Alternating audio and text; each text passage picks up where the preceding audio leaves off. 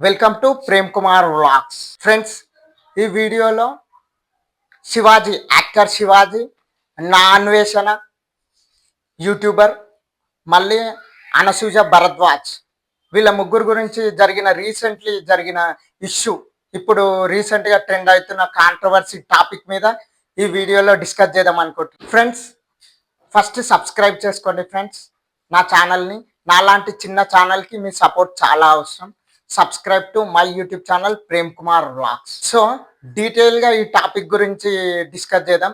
యాక్చువల్గా ఫస్ట్ శివాజీ గారు దండోరా ప్రెస్ మీట్లో దీని గురించి డిస్కస్ చేయడం జరిగింది. హీరోయిన్లు మంచి బట్టలు, పద్ధతి గల బట్టలు వేసుకోవాలి, పద్ధతి గల వస్త్రాలు ధరించాలి అని చెప్పి ఈ టాపిక్ లేవనెత్తడం జరిగింది. ఈ టాపిక్కి రియాక్ట్ అయింది అనసూయ భరద్వాజ్ యాంకర్ గారు. ఇది అందరికీ తెలిసిన విషయమే. వీళ్ళిద్దరి మధ్యలో కాంట్రవర్సీ అనేది నడిచింది, అయిపోయిన తర్వాత శివాజీ గారు రీసెంట్గా మహిళా కమిషన్కి వెళ్ళడం జరిగింది. వాళ్ళు అడిగిన దానికి మంచిగా పాజిటివ్గా స్పందించడం జరిగింది.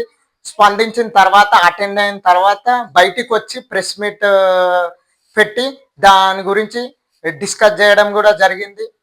ఇంతవరకు క్లోజ్ అయిపోయింది. దానికి శివాజీ గారు అతను మాట్లాడిన అనుకోకుండా ఫ్లోలో వచ్చిన రెండు అనకూడని మాటలకు శివాజీ గారు క్షమాపణలు చెప్పడం జరిగింది.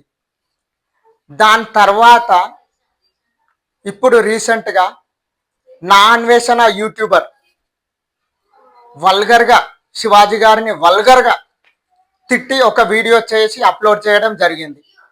చాలా వల్గర్గా, అది మీరు కూడా చూడండి, చాలా ఘోరంగా తిడతాడు.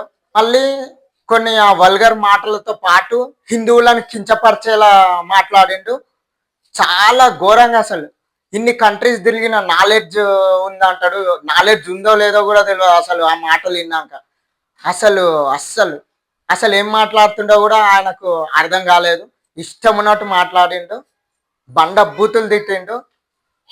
మళ్ళా హిందూస్ని కూడా కించపరుస్తూ, హిందూ దేవతలను కించపరుస్తూ, సీతాదేవిని కించపరుస్తూ, దేవతలను, గోమాతలను, హిందువులను అందరినీ కించపరుస్తూ మాట్లాడిండు.